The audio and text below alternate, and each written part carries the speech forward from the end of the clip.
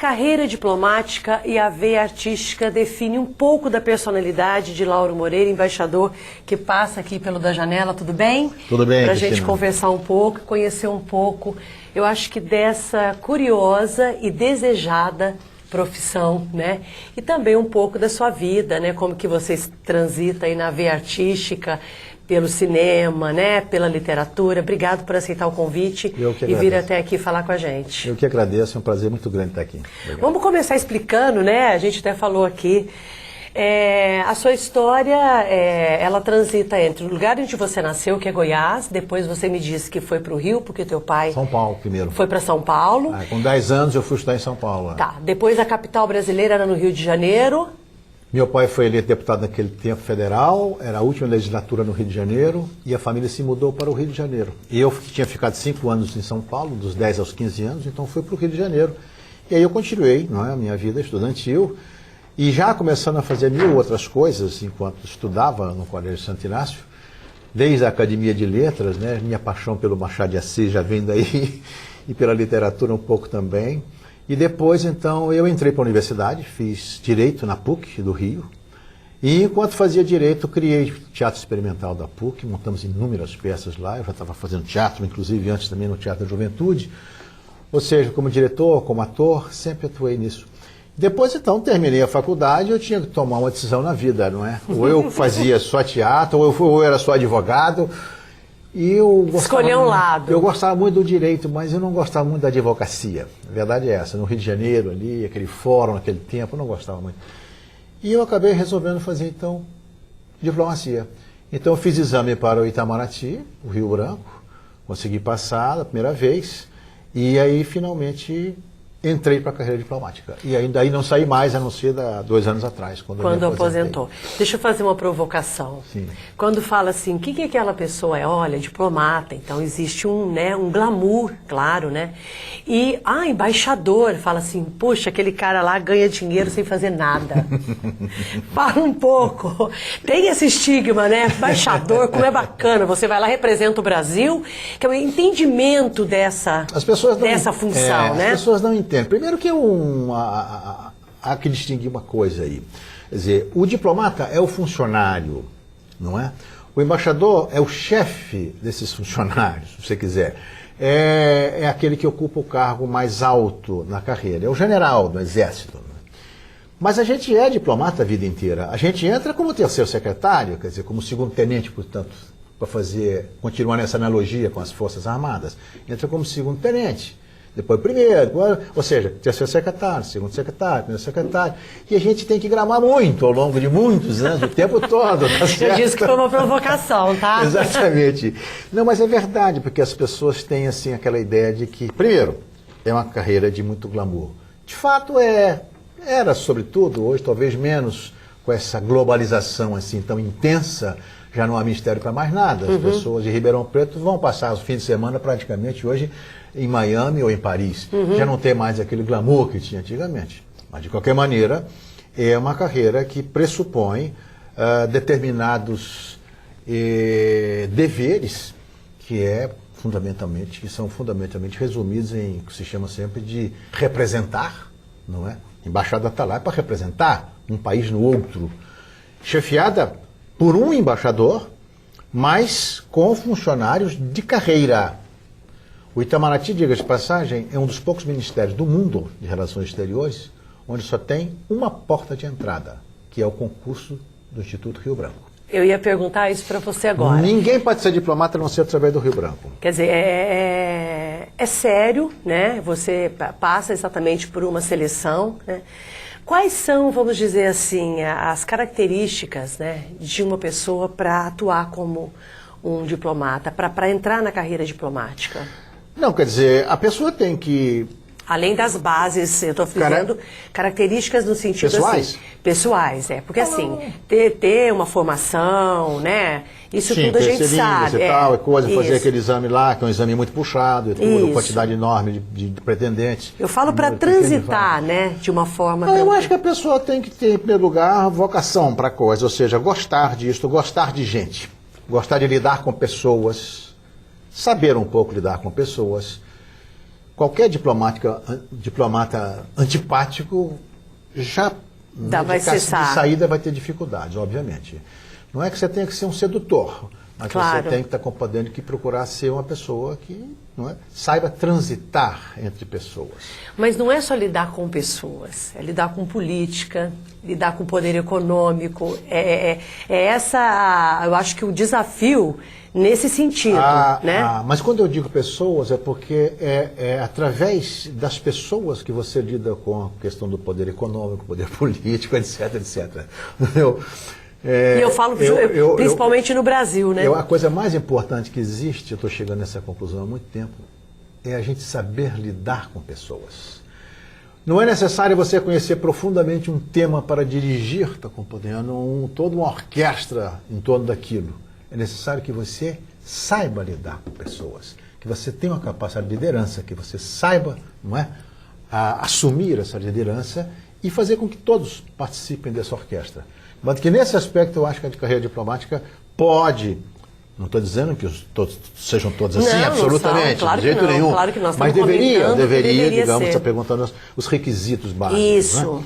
Agora, claro, você tem a parte de economia muito forte, e eu durante muitos anos militei nessa área, não só dentro do Itamaraty, mas emprestado a outros ministérios. Fui chefe de assessoria do ministro da Fazenda, 2 ministros da Fazenda, 2 ministros da Indústria e Comércio. Na área de Ciência e Tecnologia, também tive uma experiência, fui chefe da assessoria internacional do Ministério da Ciência e Tecnologia.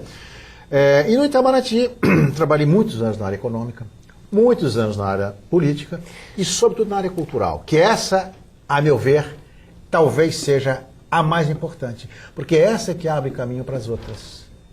Se você não consegue, essa é uma frase que eu digo sempre, você não conseguia pelo menos, naquele tempo menos globalizado do mundo, você não conseguia vender um parafuso para um país sem que este país antes tivesse conhecido um pouco de você, através da sua música, através da sua literatura, através do seu cinema, entendeu? Quer dizer, então é a projeção da alma de um país sobre o outro. E isso, para mim, é diplomacia. E aí entra a história de uma relação direta aí com a cultura e com a arte, que é a história da veia artística, que você disse que lá atrás você trabalhou em teatro, dirigiu, quer dizer, te levou um pouco para aquilo que você escolheu, né, um pouco também, porque também é aquela história, a cultura, mas também tem que ter afinidade, entendimento, porque senão as coisas não ficam bem resolvidas, né? Claro, e eu com todo o respeito que tenho pela matemática e pela engenharia, jamais poderia ser engenheiro, ou seja, desde pequeno, portanto, eu já me encaminhei naturalmente para essa área que você chamava antigamente de humanas, não é? Uma área mais humanista. Humanas, exatamente. Ciências humanas. E não, eu sou muito pouco das exatas, sou muito mais das humanas. Então, nesse sentido, de fato, eu desde muito jovem me interessei muitíssimo por literatura, me interessei muitíssimo por teatro, por tudo isso. E tive a sorte... Até por uma questão de formação, né? De família. De aptidão, de família também. Família, claro. As oportunidades que a gente não pode jogar, né? Dizer assim, não, existem as oportunidades. Tem pessoas que têm mais oportunidades, né? Verdade. E essas, eu mencionei, por exemplo, agora há pouco, com 15 anos eu era presidente da Academia de Letras do Colégio Santo Inácio, no Rio de Janeiro. Meu patrono era Machado de Assis, quer dizer, então desde essa época, não é? Eu tenho uma verdadeira adoração por Machado de Assis e até hoje, vivo escrevendo sobre Machado e era embaixador em Lisboa, até há pouco tempo atrás, quando fizemos um grande colóquio, não é? Para comemorar o centenário da morte do Machado de Assis, que foi em 1908. Né? E para escândalo meu, eu dizia sempre isso, Portugal conhece muito pouco a obra de Machado de Assis, quer dizer, o maior escritor da língua portuguesa, possivelmente, e Portugal, não é que é a matriz da língua portuguesa, conhece pouco Machado de Assis, muito pouco.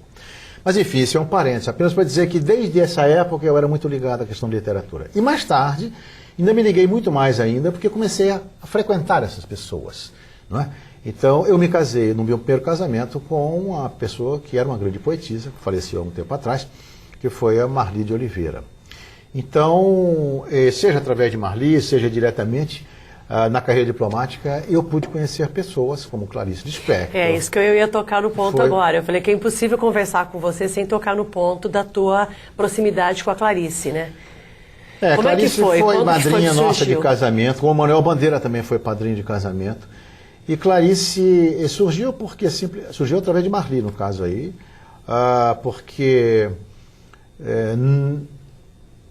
leu, na verdade, numa revista maravilhosa que havia na época, chamada Revista Senhor, não é? No Rio de Janeiro, e que publicava originais de grandes escritores e tudo, e leu um original de Clarice, uma da Legião Estrangeira, e ficou impressionadíssima.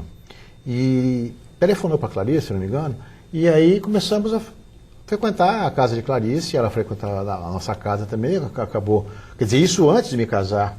Depois ela foi para madrinha de casamento, o Bandeira também foi, o Bandeira frequentava a minha casa sempre também.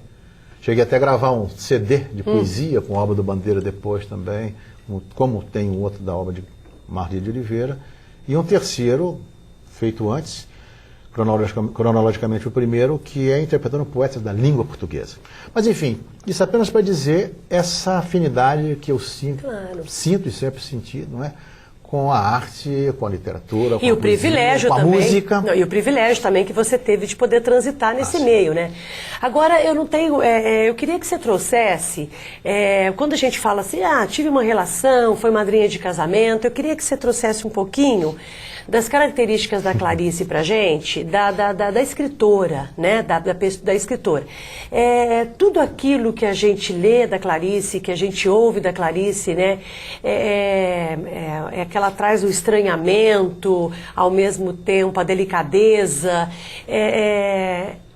Essa é a Clarice, quer dizer, a gente tem uma obra maravilhosa da Nádia, né, que traduz, né, vamos trazer essa nossa realidade grande amiga, aqui, grande conhecedora de Clarice. que a Nádia se debruçou sobre o trabalho dela também, através do trabalho da Nádia que a gente chegou mais próximo ainda dela, acho que nem é pela literatura, mas pesquisadores que apresentam, né, Olha, a importância. sobre isso eu gostaria até de dizer uma coisa.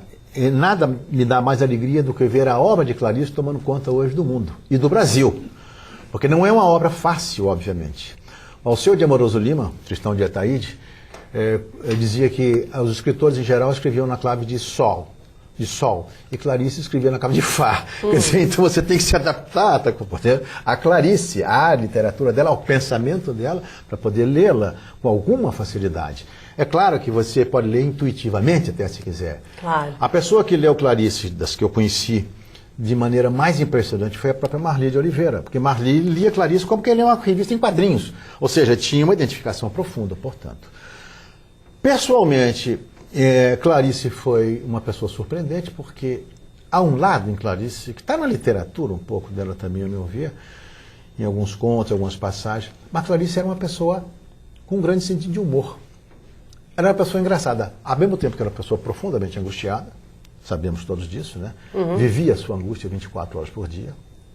Chegou num ponto assim, mais para o final, nós sabemos toda, era assim, uma coisa muito triste até, sobretudo depois que sofreu aquele incêndio terrível, né?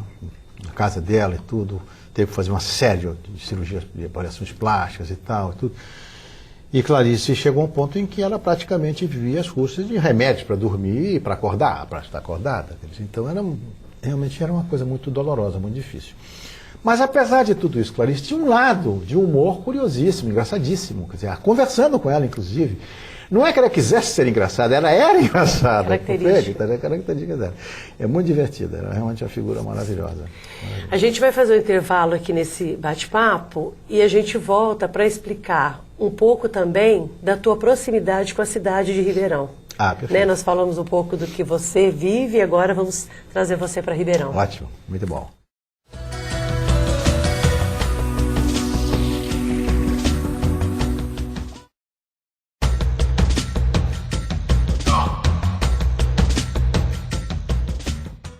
Do mundo para Ribeirão Preto, né?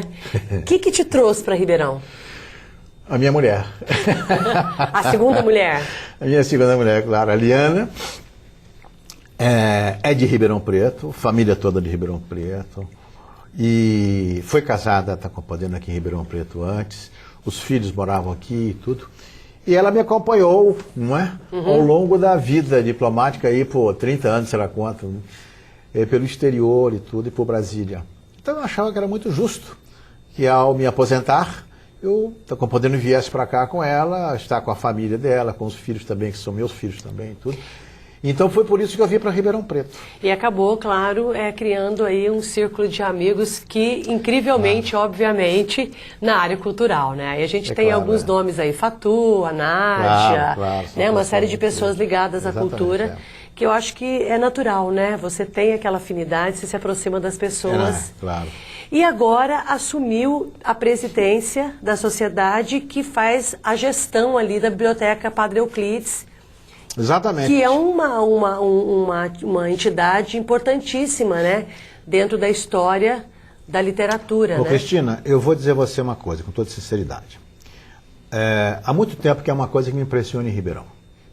Com toda sinceridade, é que eu acho que existe uma defasagem muito grande em Ribeirão Preto, entre a Ribeirão Preto, com toda a sua riqueza econômica e a sua, vamos dizer, carência cultural.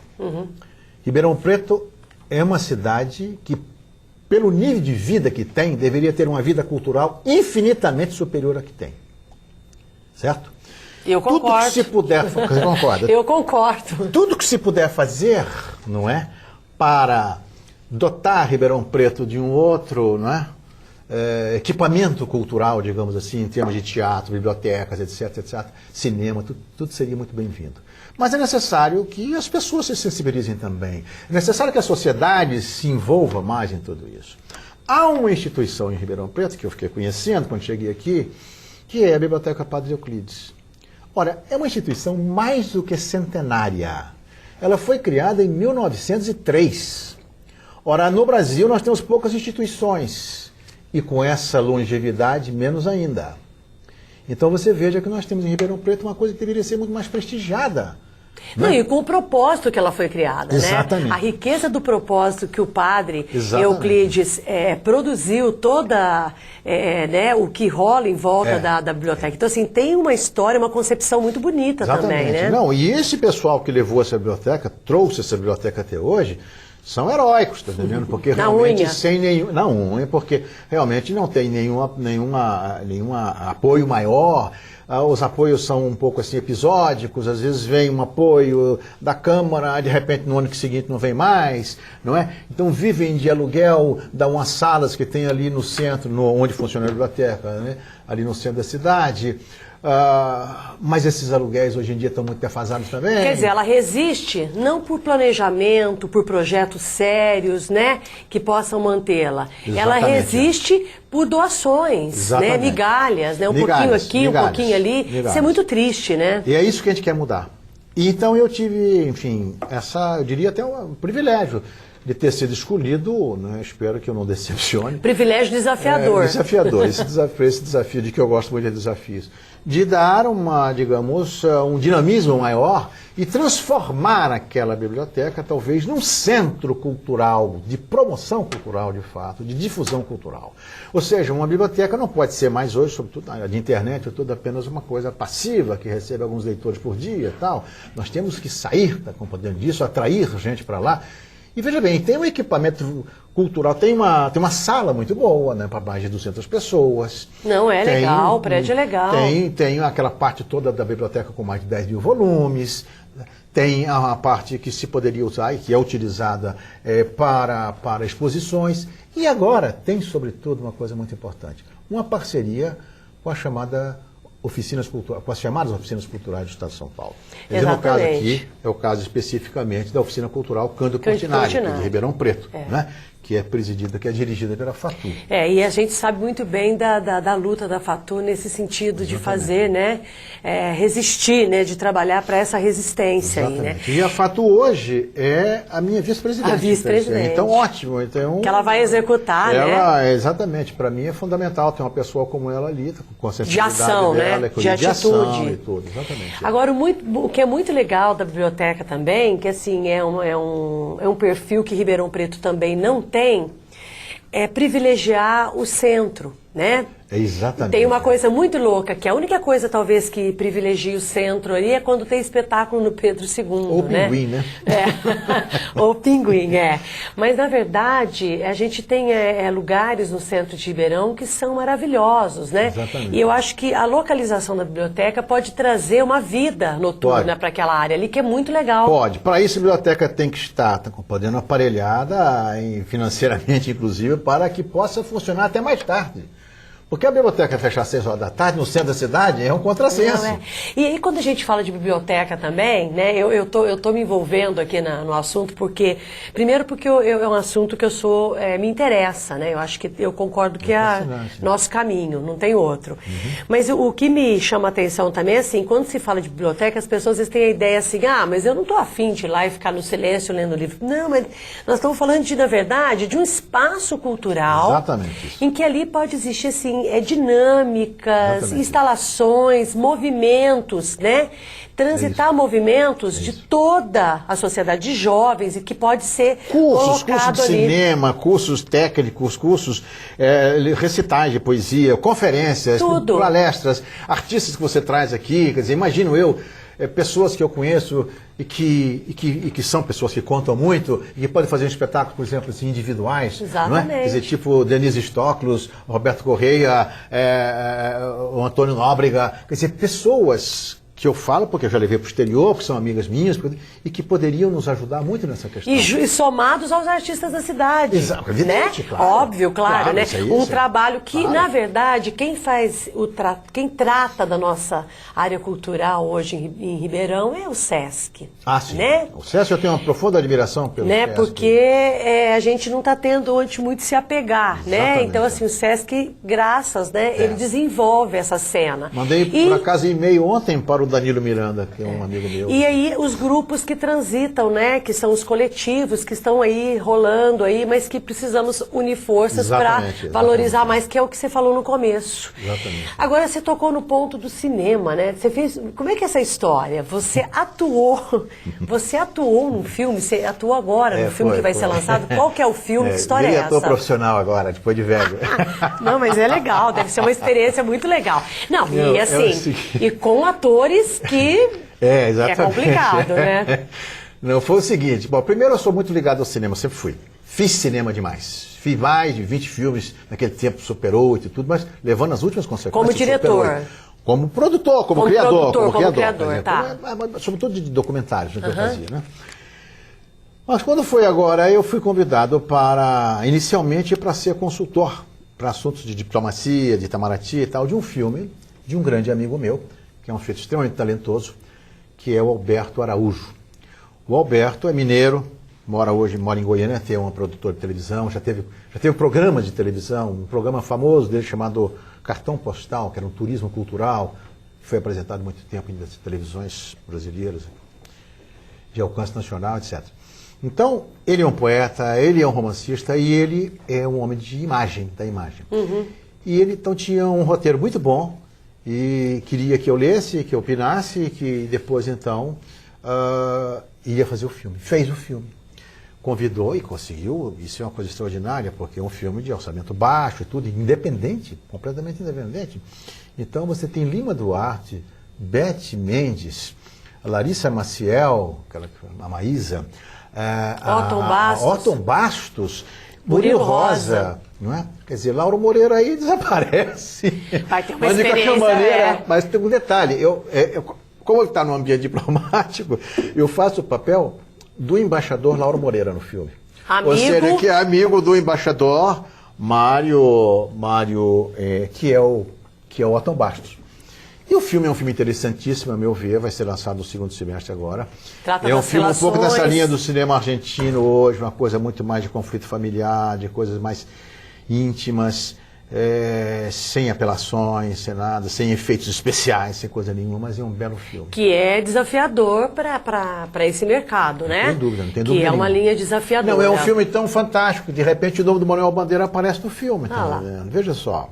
Mas não vai espantar ninguém. Vamos esperar para assistir.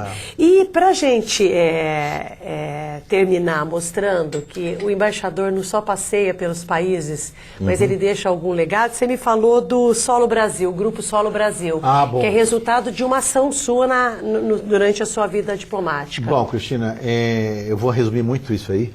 O Solo Brasil é um dos meus filhos diletos, dos meus projetos realmente mais queridos. Porque foi também aquele que teve assim, um sucesso muito, muito grande. Isso começou em Barcelona, eu era cônsul-geral do Brasil em Barcelona, muitos anos atrás, quando eu então criei o Clube da Música Brasileira de Barcelona. E logo em seguida, percebendo que havia ali um grande desconhecimento da música brasileira, embora gostasse muito dela, eu resolvi criar um espetáculo, escrevi um espetáculo chamado Uma Viagem através da Música do Brasil, em espanhol, claro, e juntei um grupo de músicos brasileiros que moravam na Espanha, montamos esse espetáculo e fizemos em 23 cidades da Espanha. Que é um espetáculo que nós temos 100 e tantos anos de música do Brasil, devidamente contextualizado. E você é dividido em blocos. Em blocos, e antes de cada bloco tem um narrador que contextualiza aquilo a e tal. época. Que é uma coisa completamente diferente. E o narrador fala na língua do país, portanto as pessoas entendem perfeitamente tudo que aconteceu na música brasileira ao longo desses 100 anos. Bom, eu vim para o Brasil. Acabou isso, muito bem, acabou o grupo, eu dirigi o grupo e eu era narrador também. E quando eu estava no Itamaraty em 2000, você imagina, 2000, 12 anos atrás, eu resolvi reeditar aquele projeto. E criei no Brasil, agora com muita facilidade, porque eu estava no Brasil, eu criei o Grupo Solo Brasil, não é? Para fazer o mesmo espetáculo com algumas modificações e tudo. E esse espetáculo, Solo Brasil, que é composto, esse grupo, por músicos excepcionais. Voluntários. Cada um faz, está composto... É bom falar, músicos profissionais, praticamente voluntários. Porque a Maria Eugênia, por exemplo, que é a cantora do grupo, foi essa do Araguaia, que agora cantava aquela música tema da novela Araguaia. O Marcelo Martins, Luiz Chafim, são pessoas de excepcional valor e são músicos disputadíssimos hoje no Brasil. E se juntam cada vez que a gente convoca, como se fosse uma seleção brasileira assim, de futebol ou de vôlei, para jogar, entendeu? Aquelas partidas. E essa partida tem sido jogada, né? Pontuais. O Solo Brasil já esteve, para resumir, em 20 países.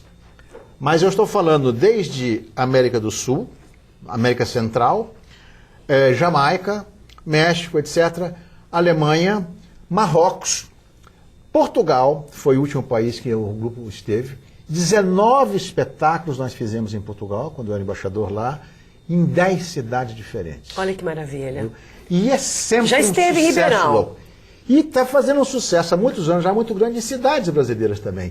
E pelo Sesc, exatamente, teve em Ribeirão. Apresentamos um espetáculo aqui uns anos atrás, no Teatro Pedro II, que foi um sucesso louco. E agora... Vocês estão tentando... Ao que tudo indica, e eu espero que sim, não é? Nós estamos conversando com o pessoal, os organizadores da Feira do Livro de Ribeirão Preto, para propor a eles a apresentação no Teatro Pedro II, na abertura da feira, desse espetáculo que é um sucesso no mundo inteiro. Olha que legal. Tomara que dê certo. O DVD desses espetáculos em Portugal e na África também está para ser lançado agora. Então eu espero que esteja pronto justamente para o lançamento aqui. E eu espero que você possa voltar para falar, de repente, só desse projeto, porque eu acho que ele ocuparia um programa todo. Sim, eu gostaria muito. Embaixador, obrigada. Eu que agradeço. Tá? Você viu? 30 minutos... Não, mas conversando com você é rapidíssimo também. Não. Conversando com quem tem o que falar. Né? Obrigada, viu? Obrigado pela entrevista. Que você volte para falar outras vezes aqui no Da Janela. Com muito prazer. Muito obrigado.